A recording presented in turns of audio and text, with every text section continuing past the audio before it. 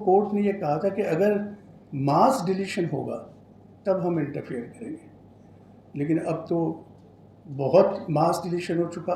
इससे ज़्यादा पता नहीं और कितना मास डिलीशन होगा जब कोर्ट इस चीज़ में इंटरवीन करेगा।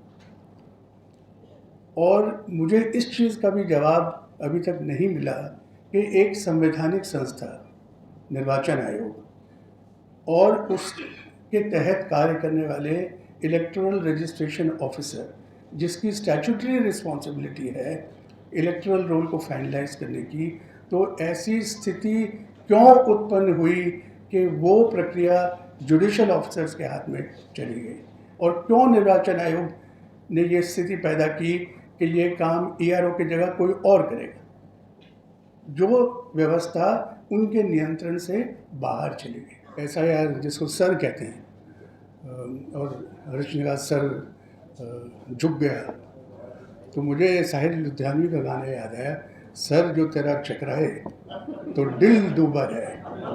तो यहाँ तक तो ठीक है, इसके आगे जो है, आजा प्यारे पास हमारे काहे घबराए, ये कहने वाला कोई नहीं। अब मैं बड़े संक्षेप में सिर्फ 3-4 चीज़ें कहना चाहता हूँ, ख़ास तौर से एसआईआर के बारे में, कि जैसा आप सब लोग जानते हैं, कुरैशी साहब ने भी कहा कि अगर भारत के लोकतंत्र की दुनिया में वाहवाही होती है तो उसका एक श्रेय चुनाव आयोग को हमेशा जाता था। और मैं ये मानता हूँ कि चुनाव आयोग की जो सबसे क्या कहें मजबूती थी, वो ये थी कि वो बहुत सॉलिड और ट्रांसपेरेंट प्रोसीजर्स अपनाता था। तो ये जो एसआईआर की प्रक्रिया हुई है, इसमें अभी भी मेरे जहन में इतने सारे सवाल हैं जिनका जवाब 11 महीने हो गए, लेकिन अभी भी मैं उन जवाबों को ढूंढ रहा हूँ। 24 जून 2025 को जब पहला नोटिफिकेशन हुआ था एसआईआर का, तो उसमें एक बात ये कही गई थी कि आर्टिकल 326 के तहत जो इनएलिजिबल लोग हैं उनको बाहर निकालना है, जो एलिजिबल है उनको अंदर करना। तो आर्टिकल 326 में सिर्फ 4 बातें लिखी गई है। भारत के नागरिक हैं, 18 साल से ऊपर हैं, आपका दिमाग या दिमागी हालत दुरुस्त है, और किसी कानून ने आपको अयोग्य घोषित नहीं किया। तो अब जब बिहार का और बाकी 12 स्टेट और यूटीज़ का एसआईआर का काम पूरा हो चुका है, तो क्या इलेक्शन कमीशन ये डेटा शेयर करेगा कि आर्टिकल 326 के तहत कितने ऐसे अयोग्य लोग हैं जिनको इलेक्टोरल रोल से निकाला गया? ये डेटा अभी तक नहीं आया। दूसरी बात यह है कि प्योरिफिकेशन ऑफ इलेक्टोरल रोल, तो प्योरिफिकेशन ऑफ इलेक्टोरल रोल और हेल्थ ऑफ इलेक्टोरल रोल के इलेक्शन कमीशन के अपने पैमाने हैं कि वो हमेशा इवैल्यूएट करता है कि हमारे रोल की हेल्थ कैसी है। तो ये डेटा भी उनको शेयर करना चाहिए कि एसआईआर के बाद हमारे इलेक्टोरल रोल की हेल्थ पहले से कितनी इम्प्रूव हुई है। तीसरी चीज़ ये है कि जब शुरुआती कोर्ट में हियरिंग हुई थी, तो कोर्ट ने ये कहा था कि अगर मास डिलीशन होगा तब हम इंटरफेयर करेंगे, लेकिन अब तो बहुत मास डिलीशन हो चुका।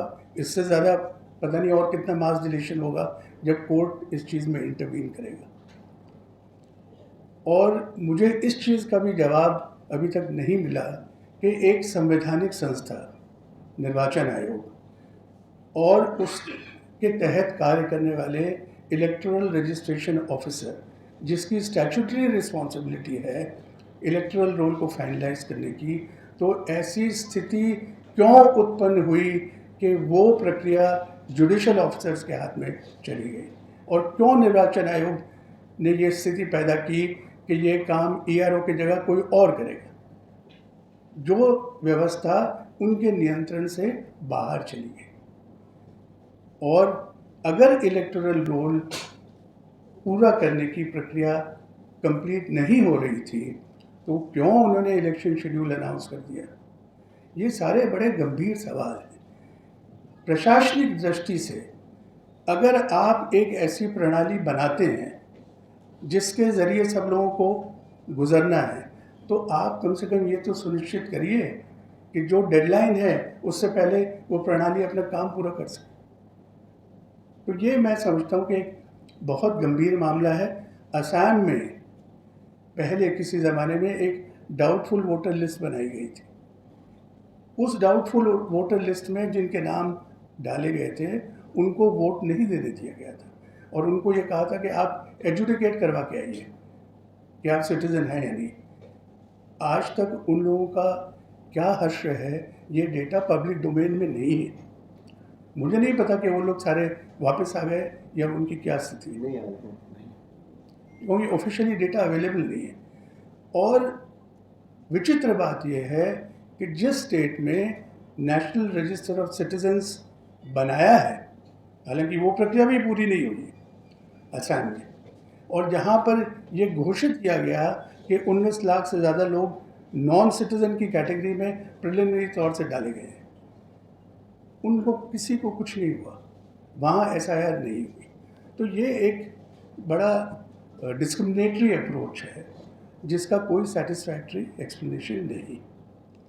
सो this is as far as SIR is concern, many things can be said.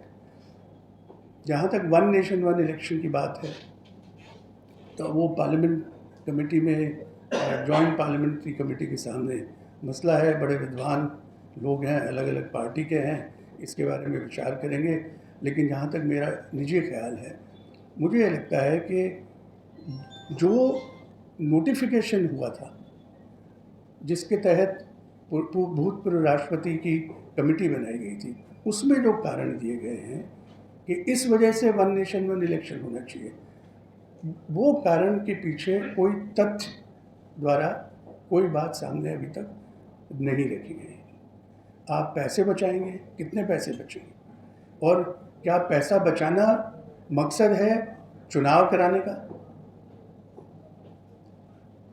Administrative efficiency कम होती है, इलेक्शन बार बार होते हैं, इस वजह से डिसीजन मेकिंग प्रोसेस पैरालाइज होता है।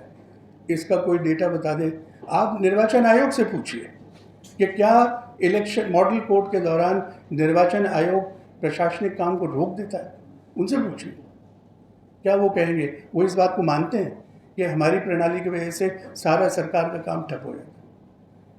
क्योंकि उनके जो नियम बने हुए हैं उसके तहत लगभग सारी चीज़ हो सकती है, कुछ चीज़ों पे पाबंदी है, और उसमें भी अगर आप चुनाव आयोग से इजाज़त लें तो ऐसे केसेस बहुत कम होंगे जब आज तक चुनाव आयोग ने मना कर दिया कि नहीं, ये काम आप नहीं कर सकते। तो ये कारण भी कोई ठीक नहीं लगता। और तीसरी चीज़ ये है कि अगर पुदुचेरी में चुनाव हो रहा है तो हिमाचल प्रदेश वालों को क्या तकलीफ? How are they concern? हो रहा है चुनाव, तो हर स्टेट की अपनी एक ऑटोनमस कैरेक्टर है as far as electoral process is concern, और मुझे नहीं लगता कि किसी स्टेट के चुनाव से किसी और स्टेट को फ़र्क पड़ता है। 5 साल में एक बार चुनाव हो रहा है वहाँ पे, unless you have a mid term पोल।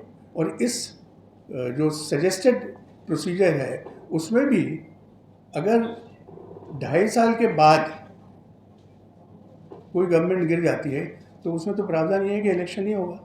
तो आर यू प्रमोटिंग डेमोक्रेसी और are you taking decisions which are not in accordance with democratic principles?